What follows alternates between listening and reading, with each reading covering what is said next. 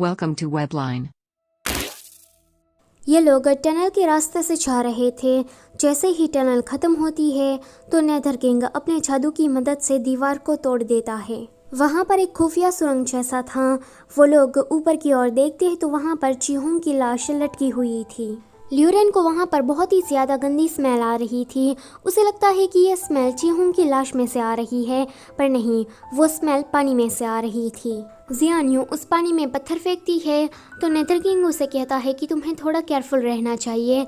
तभी ही पानी के अंदर से एक बहुत ही बड़ा सांप निकलता है। उसे देखकर ये दोनों तो भागने लगते हैं। ल्यूरेन कहता है कि भगवान, मास्टर, सीनियर, प्लीज मुझे बचा लो। वो सांप उस दीवार के पार नहीं आ सकता था, इसलिए ये लोग बचकर वहाँ से चले आते हैं।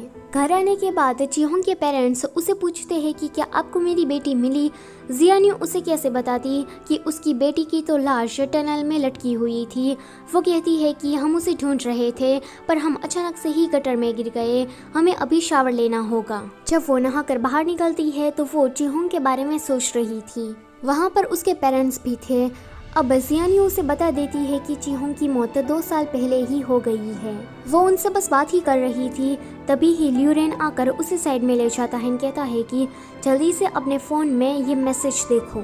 जियान्यू उसे पढ़कर कहती है कि अच्छा, तो इसका मतलब ये है कि ये सारे केस उस सांप से जुड़े हुए हैं। तो ल्यूरेन कहता है कि हाँ, और चीहोंग भी उसका शिकार बन गई है। जियान्यू कहती है कि फिर तो हमें वहाँ पर फिर से जाना चाहिए और उस सांप के बारे में पता लगाना चाहिए। वो लोग तैयार होकर जाने वाले थे तो नेदर किंग और यू शेंग दोनों ही कहते हैं कि हम भी चले। तो ल्यूरेन कहता है कि यू शेंग मेरे साथ चलो। जियान्यू सोचती है कि ये दोनों इतने करीब कब आ गए। नेदर किंग कहता है कि अब हम लोग चले। ये सारे लोग फिर से वहाँ रेलवे स्टेशन में आ जाते हैं।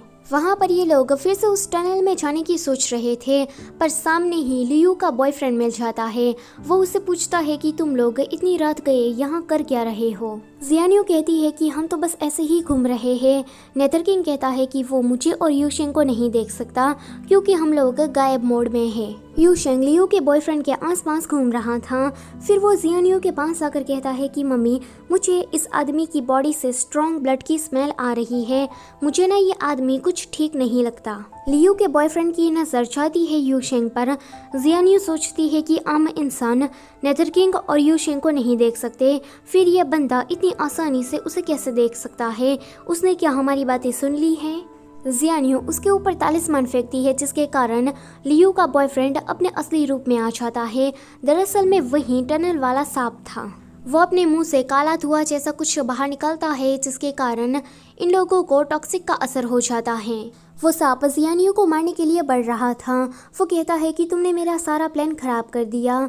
यू शेंग जियान्यू को बचा रहा था, पर वो सांप जियान्यू के गले पर वार कर देता है। जियान्यू अपने आप को तालिस्मान के जरिए हील करने की ट्राई करती है, पर वो बेहोश हो जाती है। बेहोश होने के टाइम पर वो सोचती है कि मेरे पास तो दिल ही नहीं है, मेरा जो ये पपेट हार्ट है अब तो मेरा साथ छोड़ ही देगा। इतना कहते ही वो बेहोश हो जाती है।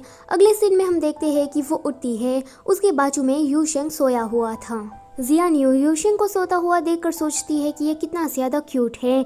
वहाँ पर नेदर किंग आता है और कहता है कि यू शेंग अब उठने का वक्त हो गया है। यू शेंग उठकर वहाँ से चला जाता है। नेदर किंग जियान्यू के पास आता है और उसे कहता है कि हमें बात करनी होगी। जियान्यू से कहती है कि मैं तो बस मरते मरते बची हूँ, मुझे तो ऐसे हमले से मर ही जाना चाहिए, फिर मैं बची कैसे? और यू शेंग, उसको तो लेकर मैं फेयरी लोटस में कूद गई थी, फिर अभी भी वो जिंदा क्यों है? नेदर किंग कहता है कि तुम्हारी मोर्टालिटी जब तुम फेयरी लोटस में गिरी थी तब ही खत्म हो गई है। अब तुम्हारे साथ कुछ नहीं हो सकता, तुम ऐसे ही जिंदा रहोगी। फिर वो कहता है कि जब भी कोई मुसीबत आती है तो तुम सबसे पहले आगे क्यों चली जाती हो? तो जियान्यू कहती है कि मुझे अपना बेस्ट देना है, वैसे भी मेरा भाग्य तो पहले से ही लिखा जा चुका है, तो उसे कोई बदल नहीं सकता। नेदर किंग कहता है कि शावियो, मुझे पता है कि तुम मुझसे हेट करती हो, पर इसका मतलब ये नहीं है कि तुम अपने आप को मुसीबत में डालो। जियान्यू कहती है कि 2 साल पहले मैं तुमसे नफरत करती थी, पर अब मैं तुमसे नफरत नहीं करती हूँ। मैंने अपना जवाब पहले ही तुम्हें दे दिया है।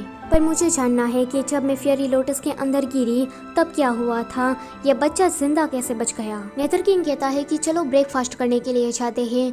जियान्यू कहती है कि तुम भाग क्यों रहे हो। नेदर किंग कहता है कि मुझे पता है कि तुम क्या कहना चाहती हो, मैं ये बात तुम्हारे मुंह से नहीं सुनना चाहता हूँ। ये सुनकर जियान्यू चुप हो जाती है। नेदर किंग बाहर चला जाता है। बाहर जाने के टाइम पर वो सोच रहा था कि शाव्यू, मेरी उम्मीदों को इतनी जल्दी मत कुचलो। सो ये वाला चैप्टर होता है यहीं पर ही ख़त्म। Don't forget to like, share and subscribe. Thank you for watching.